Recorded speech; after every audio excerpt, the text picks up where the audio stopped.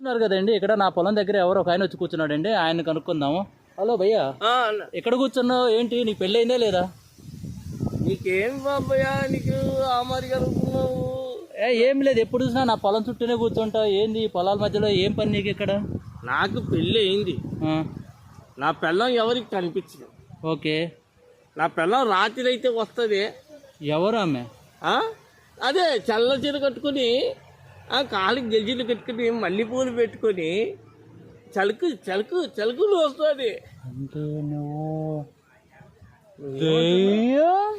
దయ్యం కాదురా బాబు, అది నా పిల్ల వచ్చి ఎదురుగానే ఉంది. అది చూడు, ఏమే చెప్పు. అంటే నేను ఇప్పటిదాకా మాట్లాడుతుంది ఒక భూతంతో. అరే దయ్యం కాదు, ఇదో చూడు ఎదురుగా ఉంది. ఇదో ఈ పొలం పెట్టుకుని కూర్చోండి బంగారు తల్లి. అబ్బో చూడు, ఎవరు? అరే